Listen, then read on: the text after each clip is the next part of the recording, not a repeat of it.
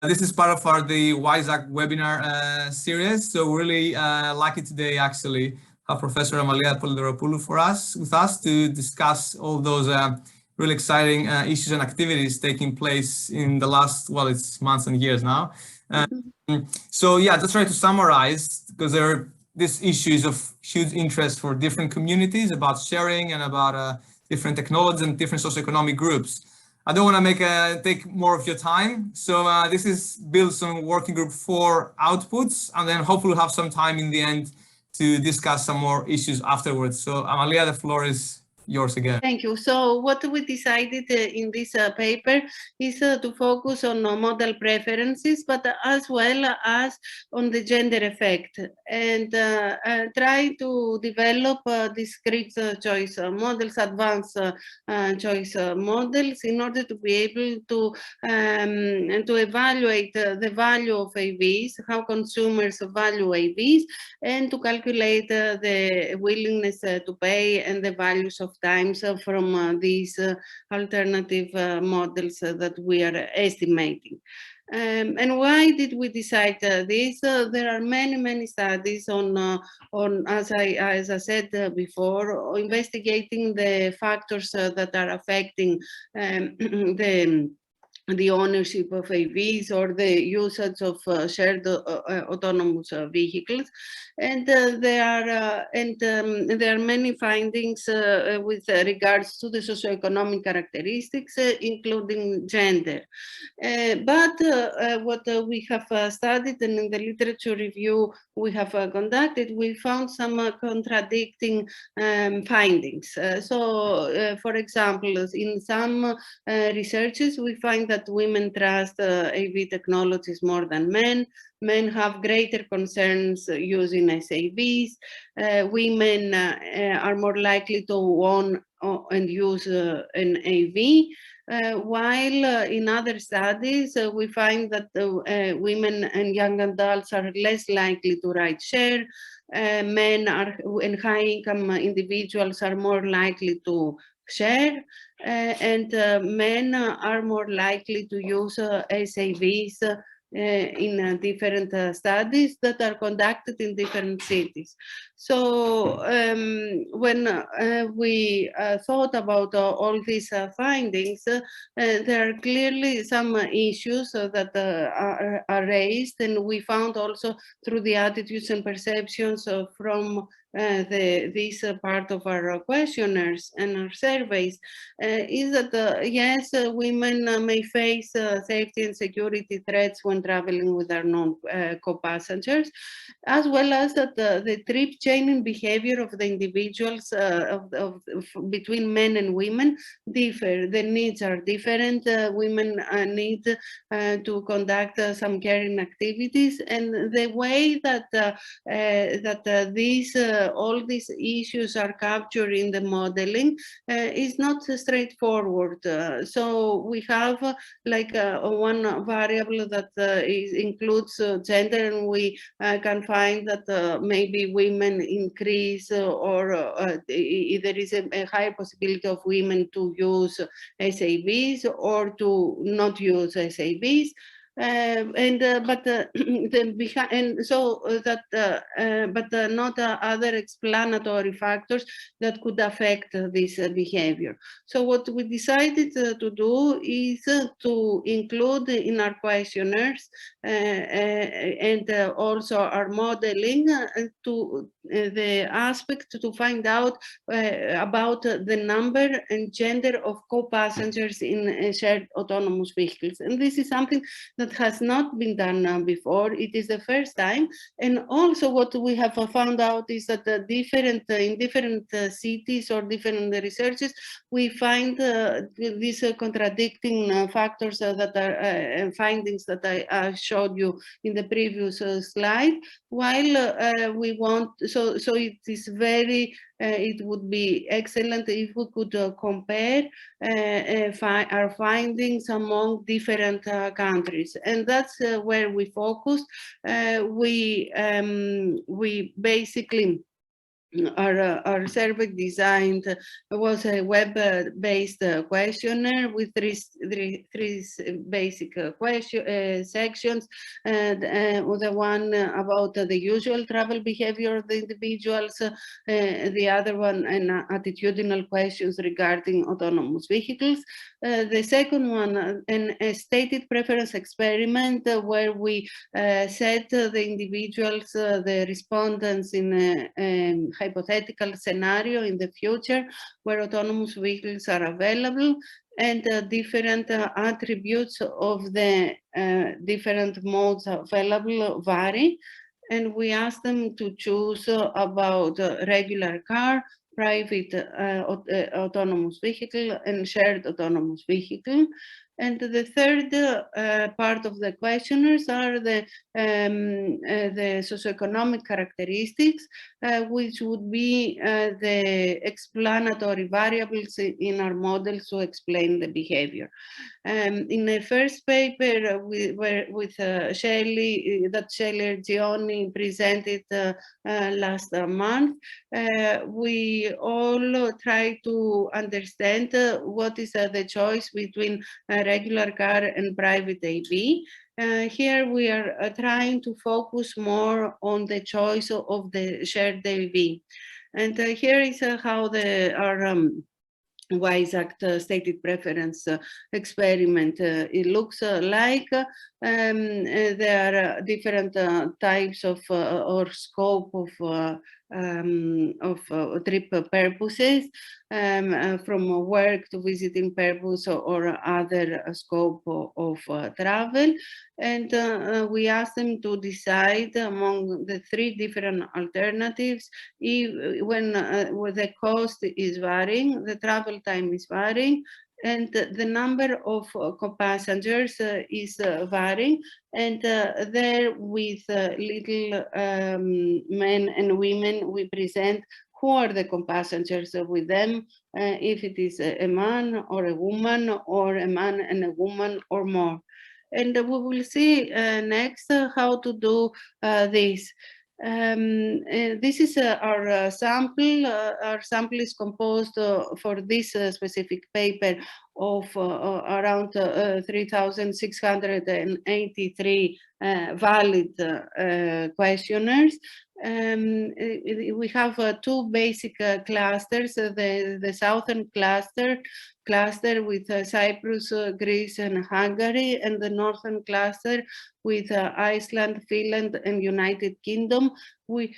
We thought of including three countries and basically study the effect of the culture on the decision making of the individuals. Ioannis, would you like to continue? Yes. Let me share my screen so I can control the. Okay, let me. If you can stop sharing, please. Okay. Yes. Great. Okay. Now the smaller numbers are coming, and I cannot see very well that I decided to share like this the presentation. Okay. Let me try to pick up. It's from the previous one, if you can, with the sample size of the. Yes. Okay.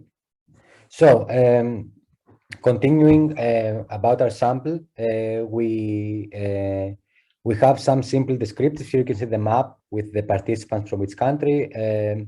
The most, let's say, popular countries, the countries with the most respondents were Iceland, Israel, and Hungary. But we also include the sample from the UK, Finland, Greece, and Cyprus, which is less than the big numbers in the three countries I mentioned before, but still were valid and useful to explore the cultural effect between this southern and northern cluster. In terms of some basic sociodemographics, we can see that we have a big mean number of cars in the household in Cyprus, and we have the smaller number of average, let's say, car per household in Israel. Other than that, we have a big percentage of the respondents, if we exclude the UK and Israel, have access to a car, from over 95%, almost 100 in Cyprus, to the lowest, which is in Israel again, and in the UK, which is again a big percentage, ranging from 63 to almost 75%. And also the mean household size is variable. We're presenting these variables because we also created a complex variable in the model analysis. I will talk about this in a while. And some other interesting descriptives have to do with the trips. So most of the trips, the main trips that the respondents share their input about their main trip are done by a private car. In Iceland and in Cyprus and in Finland is a big percentage, a big majority of the trips. And we observe some public transportation percentages in Israel and Hungary, and also some less but significant percentages in Greece and the UK. Walking takes also some modal split in the UK and Greece, and marginally also in other countries.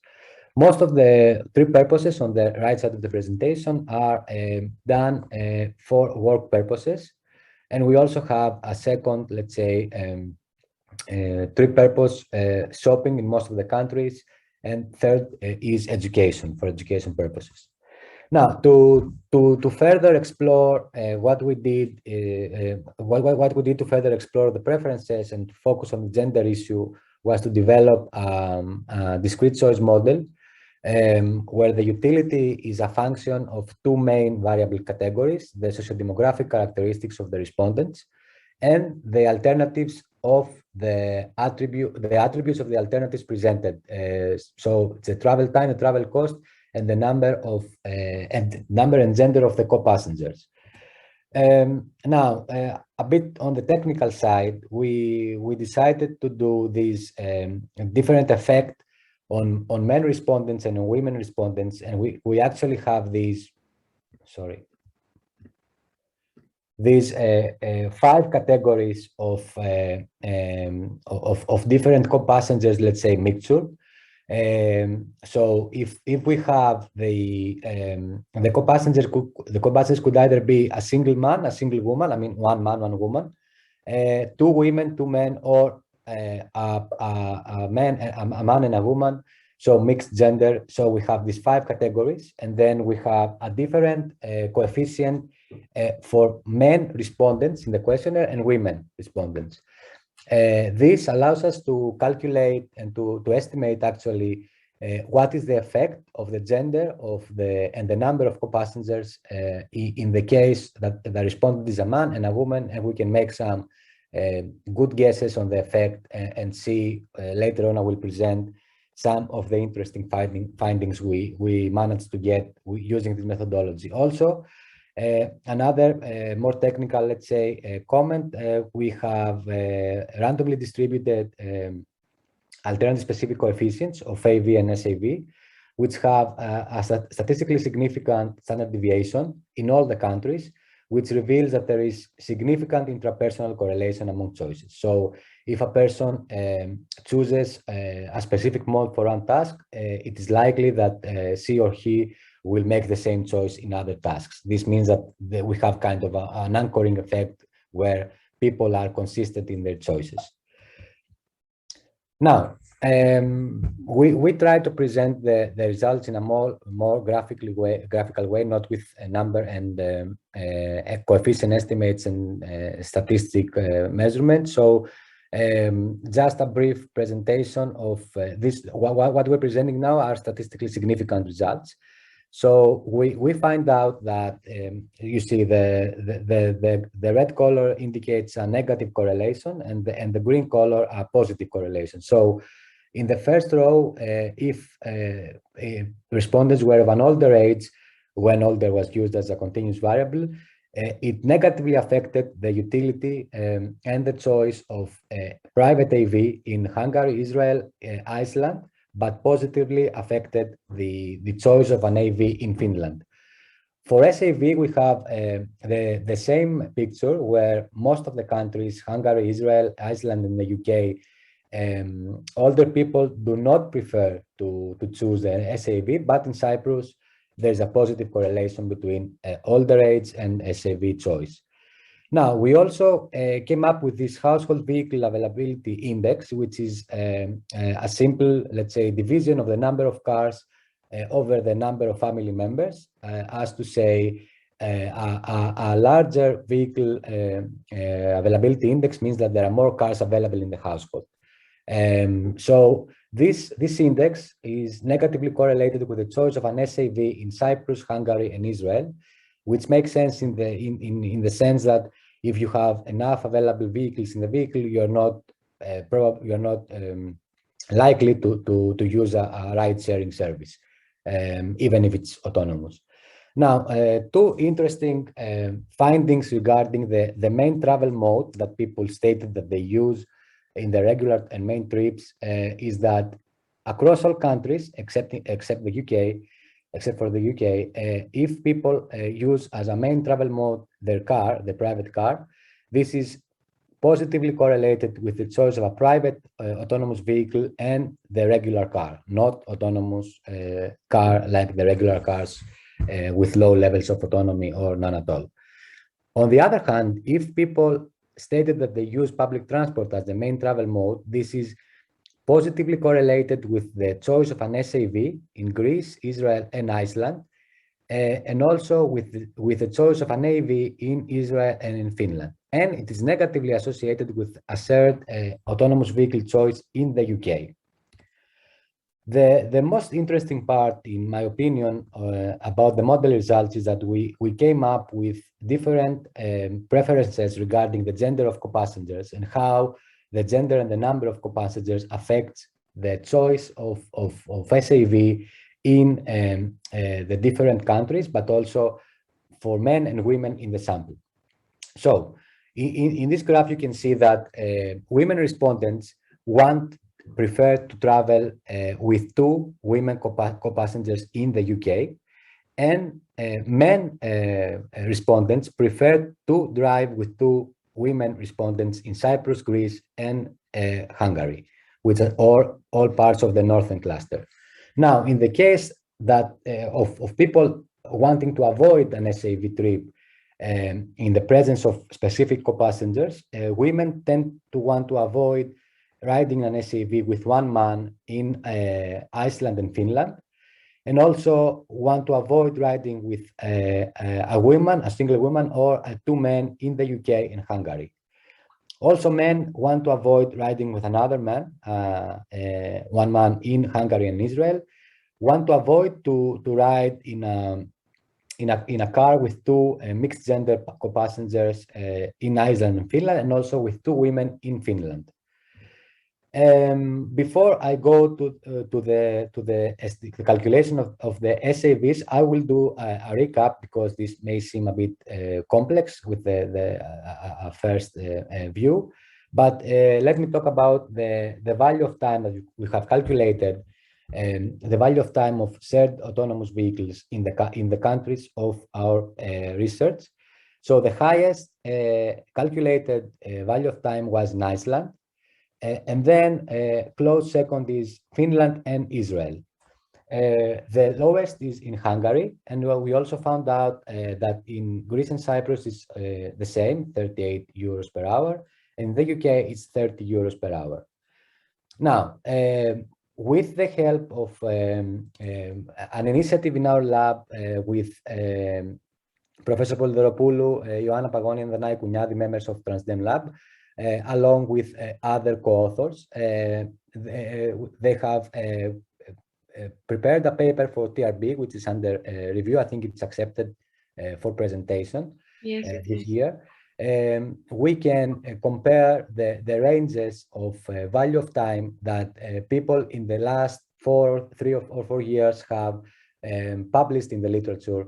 And we can see that the heterogeneity we observe among countries, which is also present in the first paper of this effort with lead author of Celia Gioni, we can see that there is also significant heterogeneity. Let me jump to the next slide, where I have isolated some values of time about SAV specifically in the United States, Japan, Germany, Australia, Singapore, Netherlands, and Israel.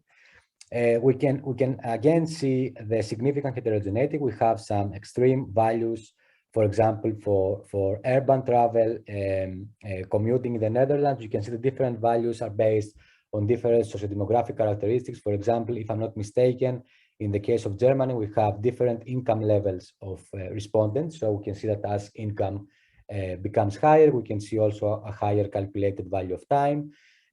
But we can say that because the range is a little big of the literature, our calculations fall into the range. But we can see that in most of the cases we have kind of on the smaller side, let's say, of the range, while we have calculated a bit, excluding Hungary and the UK, we have values of time more than 38 in our sample. Now, to summarize a bit on the findings, the first significant finding that we think it's interesting for future research is that we observe a distinct pattern between the two clusters of our sample, the northern and the southern, which is a geographical/cultural divide. That we did, in a sense, we included the countries a priori, but the findings indicate that there is a significant difference between these two clusters. So traveling with women as co-passengers has a positive effect in men in the south, in southern countries. Traveling with other men has a negative effect both for men and women in some of the southern countries. So the southern countries, men prefer to ride with women as co-passengers, but not with men. And women want to avoid traveling with one man in northern countries, while men want to avoid riding with one woman or with mixed genders in the northern countries again. These findings are relevant to some of the existing literature. As Professor Polydoropoulou said, some of the literature is contradicting, but these results may explain why women are reluctant to use SAVs, and also kind of builds on the literature that says that women want to avoid ride sharing because of safety and security reasons. Also, in most countries, the value of time of regular car use is higher than the personal AV, which is expected, given that an explanation for this could be that the opportunity to use time in the AV for other purposes or just to relax lowers the value of time. And comparing the value of time of the private AV with SAV gives some mixed results. In some countries, such as the UK, the convenience of automation results in lower value of time than the convenience of privacy in the regular car, while in Iceland, we observe the opposite result. So there's also a cross-country variation between the different values of time of different travel modes. Now, some last comments about the policy implications, because we strongly believe that this is an underdeveloped sector, especially regarding the exploration of user needs and how we can differentiate and make tailored services and increase the acceptance of such innovative services. While we highlight the significant heterogeneity, we also highlight the need for further research, testing, demonstrations, and deep understanding of future user needs. On the gender aspect, we should be able to more robustly explore and model why women are reluctant to share a ride or use SAVs, and to take actions towards maximizing safety and security, especially of vulnerable groups, which leads to development of inclusive services of CCAM for all citizens, and also for some future research directions. We believe that better understanding the factors affecting choices of vulnerable groups should use an intersectional approach, not use just one element of vulnerability or identity, because in this study we use just the gender as an element of defining the groups, but there is not only this defining element. So a woman could also be part of a vulnerable group, have a specific set of attitudes and specific needs. So we should look at this in an intersectional way. And also we should be able to create more well-defined trials and demonstrations of AVs to help developers and deployers come into direct contact with future users and to better address their needs. this is it. Hopefully I wasn't long. So yeah. Thank you. If you have any questions, please. Yes, Nicola. Thanks a lot, both Professor Amalia Polydoropoulou and Dr. Ioannis Tsouros. That's very helpful.